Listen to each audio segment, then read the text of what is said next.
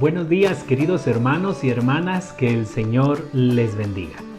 En las lecturas que la Iglesia nos presenta para los días entre semana, nos encontramos meditando en el Evangelio según San Marcos de manera continua y estamos en una sección que se llama las controversias, que no es otra cosa más que la reacción que tuvo las autoridades del pueblo de Israel en el ámbito religioso y de algunas personas frente a la novedad del mensaje de Jesús. Todo lo nuevo generalmente genera reacción y muchas veces resistencia, mucho más en el campo religioso, donde ya todo está dicho, donde ya las normas están establecidas y donde si cambia algo, enseguida la gente seguramente reaccionará escandalizándose.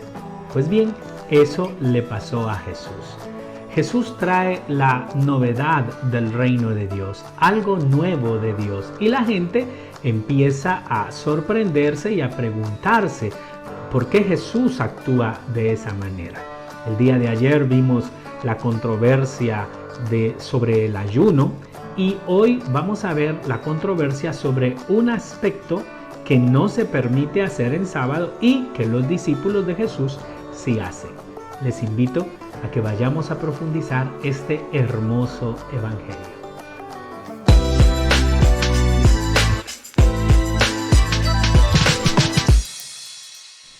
El evangelio de hoy está tomado del Evangelio según San Marcos, en el capítulo 2, versículos del 23 al 28. Dice la palabra del Señor así: Un sábado, mientras atravesaba unos campos de trigo, sus discípulos se pusieron a arrancar espigas. Los fariseos le dijeron: Mira lo que hacen en sábado, algo prohibido. Les respondió: ¿No han leído lo que hizo David cuando él y sus compañeros pasaban necesidad y estaban hambrientos? Entró en la casa de Dios, siendo sumo sacerdote Abiatar, y comió los panes consagrados, que sólo pueden comer los sacerdotes, y los compartió con sus compañeros. Y añadió: El sábado se hizo para el hombre, no el hombre para el sábado. De manera que el Hijo del Hombre es Señor también del sábado. Palabra del Señor, gloria a ti, Señor Jesús. Nos encontramos evidentemente en un día sábado. Están atravesando un campo de trigo en Galilea. Galilea, por cierto, es un lugar muy hermoso, lleno de muchos sembrados, y los discípulos y la gente que sigue a Jesús o que va con Jesús van atravesando un campo donde hay trigo. Los discípulos tienen hambre y no se quedan con el hambre. Cogen unas espigas de trigo y las empiezan a desgranar para comérselas. Pero hay un problema. Hay una norma que, por cierto, no pertenece a la tradición escrita, sino a la tradición oral, pero en fin, es una norma, es una ley, ahí está, es una costumbre, y que dice que eso no se puede hacer en sábado. Y entonces estalla la bomba. Los fariseos se dan cuenta y entonces llaman la atención de Jesús. Y aquí está el detalle con el que deseo que reflexionemos el evangelio de hoy. Y es que es una partícula de todo el texto muy pequeña y parece un detalle insignificante. De hecho, muchos lo pasan de largo. Sin embargo, es central para entender todo el sentido de la respuesta que Jesús le da a los fariseos. La partícula es mira. Los fariseos se dirigen a Jesús y le dicen: mira lo que están haciendo tus discípulos, algo prohibido. Esta partícula tan pequeña tiene mucha fuerza. De hecho, en griego es mucho más fuerte. Se dice ide. Este ide es un reclamo. Es como decir: oye, date cuenta, sé consciente. ¿Acaso no ves lo que está pasando? Lo que los fariseos le están diciendo a Jesús, en otras palabras, es: pon atención, abre los ojos, mira lo que tus discípulos están haciendo. Como si Jesús no lo supiera. La respuesta de Jesús no se deja esperar. Responde con otra pregunta. Responder una pregunta con otra pregunta en nuestra cultura podría parecer inclusive una falta de respeto, una mala educación. Pero en la cultura y en la época de Jesús no es así.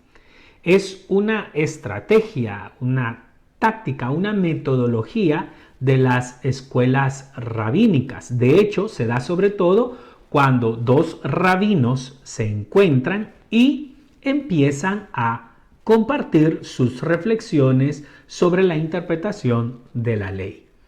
Y es una interesante forma de tratar de reflexionar el texto, porque responder con una pregunta a una pregunta lo que significa es: no quiero imponerte mi forma de pensar, más bien quiero que juntos descubramos la respuesta a eso que tú me estás cuestionando. Esa es la técnica, esa es la metodología. Como se dan cuenta, es algo muy hermoso. Es algo que podríamos aplicar inclusive nosotros en nuestra casa. Antes de regañar, por ejemplo, a un hijo porque ha hecho algo, podríamos preguntarle: ¿te parece que es correcto lo que estás haciendo? Eso bastaría para no imponer una verdad, sino ayudar al otro a que descubra la verdad. Por eso, quien plantea la segunda pregunta, la pregunta con la que responde a una pregunta, él sabe la respuesta, pero va a ayudar al otro a descubrirla para no imponer la verdad, sino que juntos descubran la verdad de lo que se está reflexionando. Y esa es la técnica que Jesús está usando, es la metodología que Jesús está usando. No quiere imponerle a los fariseos nada, quiere tomarlos de la mano y que juntos descubran. Teniendo esto claro, al mira de los fariseos: mira, ¿no te das cuenta? Pon atención, sé consciente de lo que están haciendo tus discípulos. Ahora Jesús responde y dice: ¿no han leído lo que hizo David cuando él y sus compañeros pasaban necesidad y estaban hambrientos? Entró en la casa de Dios siendo sumo sacerdote Abiatar y comió los panes consagrados que solo pueden comer los sacerdotes y los compartió con sus compañeros.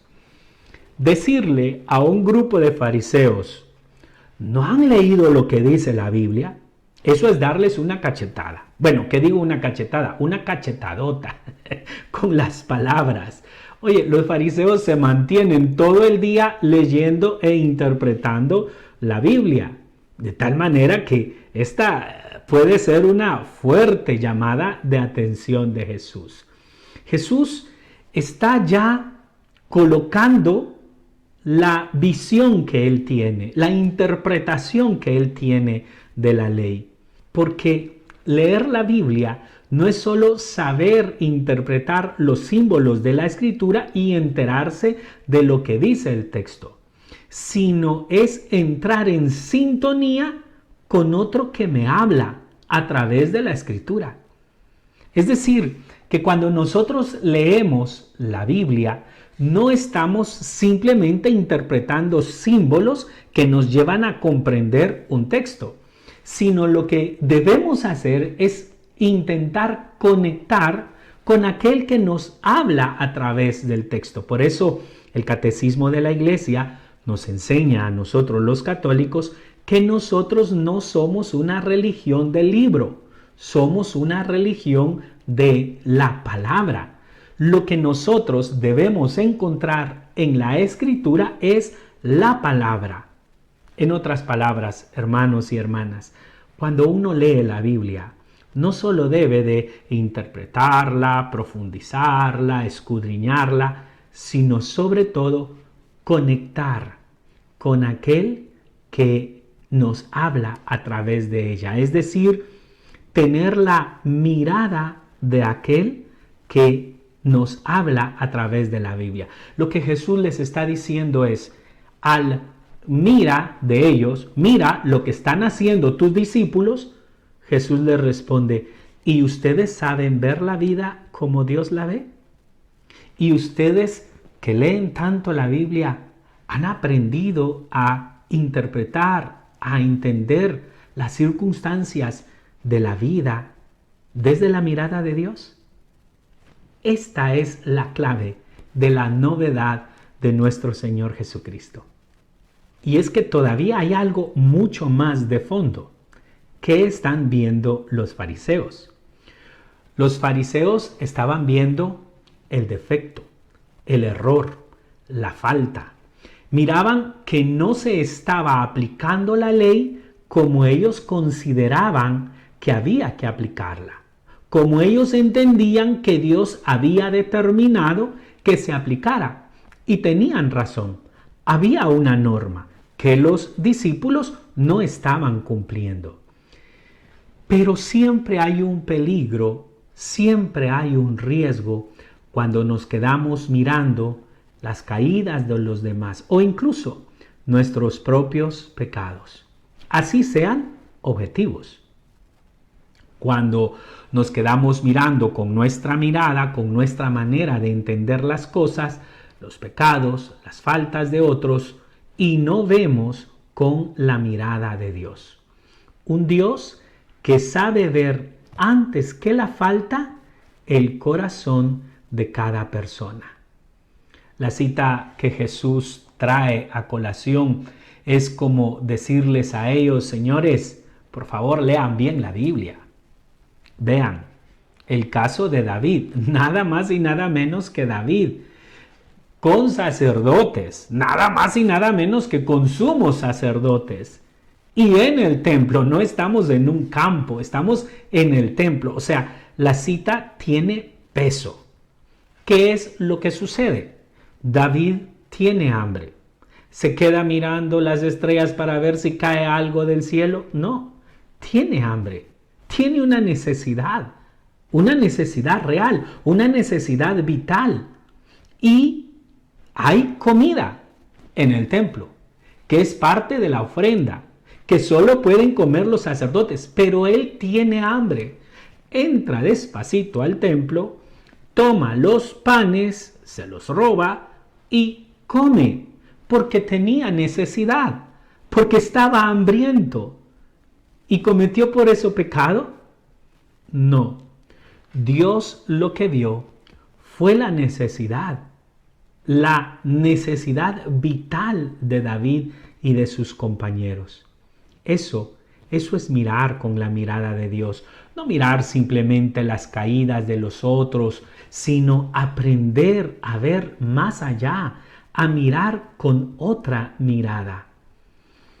Este año yo he estado pidiéndole mucho al Señor eso porque tengo la responsabilidad de guiar a hermanos de mi comunidad y muchos hermanos vienen a pedirme consejería en situaciones muy particulares de su vida, fruto de sus decisiones, fruto de las opciones de vida que han tomado.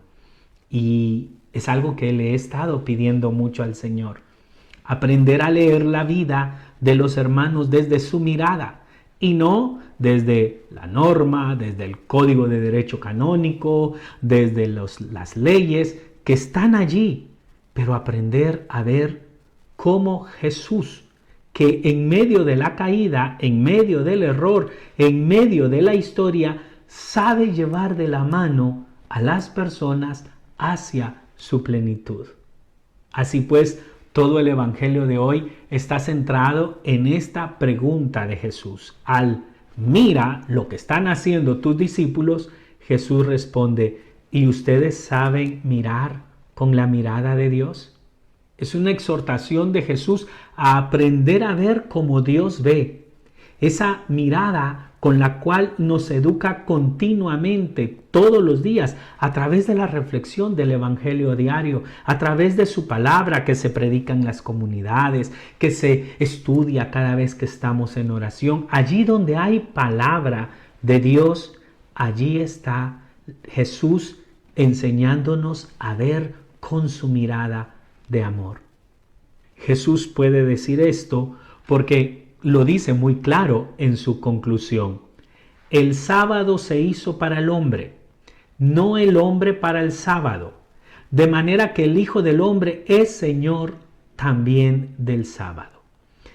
Un Jesús que tiene en la mirada la consideración de Dios sobre el hombre y que conduce la vida de cada persona desde su voluntad hacia la plena realización.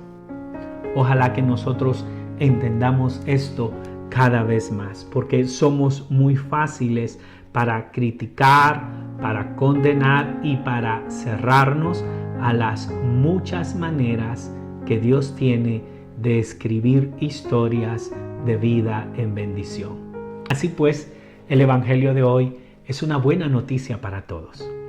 Aprender a mirar con la mirada de Dios es aceptar que Dios tiene siempre formas de llevar a las distintas historias de la vida del ser humano a la plenitud que Él nos ofrece a todos, sin importar los caminos por los que nos lleve. El amor de Dios siempre sabe vencer. En el nombre del Padre, y del Hijo, y del Espíritu Santo. Amén. Oh Dios eterno, en quien la misericordia es infinita y el tesoro de compasión inagotable. Vuelve a nosotros tu mirada bondadosa y aumenta tu misericordia en nosotros, para que en momentos difíciles no nos desesperemos ni nos desalentemos, sino que con gran confianza nos sometamos a tu santa voluntad, que es el amor y la misericordia mismos. Por Jesucristo, nuestro Señor. Amén. En el nombre del Padre, y del Hijo, y del Espíritu Santo. Amén.